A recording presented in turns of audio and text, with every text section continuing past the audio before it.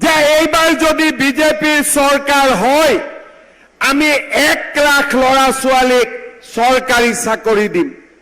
কওঁতে ময়ো বিশ্বাস কৰা নাছিলো যে কামটো হৈ যাব। কবৰ কাৰণে কোনোবা নেদেখা শক্তিয়ে মোক সাহস দিছিলে আৰু মই কৈ দিছিলো 1 লাখ চাকৰি হ'ব। অহাৰ পিছত জিকাৰ পিছত আমাৰ পাৰ্টিৰ মাজতো আলোচনা যে ই কেনেকৈ সম্ভৱ হ'ব, 1 লাখ চাকৰি কেনেকৈ সম্ভৱ হ'ব। আজি মই আপোনালোকক গৌৰৱেৰে কওঁ যে 97,000 ল'ৰা ছোৱালীক আমি যোৱা 2 বছৰত চৰকাৰী চাকৰি দিলো।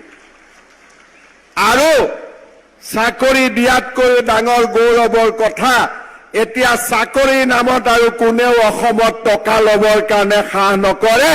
টকা লোৱা বজাৰখনো আমি সদায় কাৰণে আজি শেষ কৰি দিলো। শ্ৰদ্ধাৰ ৰাইজ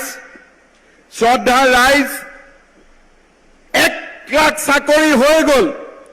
আজি মই আকৌ ক'ব খুজিছো যে যিদিনাখনে 1 লাখ চাকৰি দিয়া শেষ হ'ব সেইদিনাখনেই আৰু 35,000 নতুন চাকৰি মই যুৱক যুৱতীসকলৰ কাৰণে মুকলি কৰি দিম। জুলাই মাহত পুলিচত দৌৰিবৰ কাৰণে ৰেডি হৈ থাকক। 3rd grade 4th গ্ৰেডৰো interview July মাহত হ'ব। শিক্ষকৰ নিযুক্তিও হ'ব আৰু ভগৱানে কৰিলে তাৰ পিছতো আৰু 20-25,000 চাকৰি দিয়া ৰাস্তা মুকলি কৰিম। এয়া মোৰ আপোনালোকৰ কাৰণে প্ৰতিশ্ৰুতি।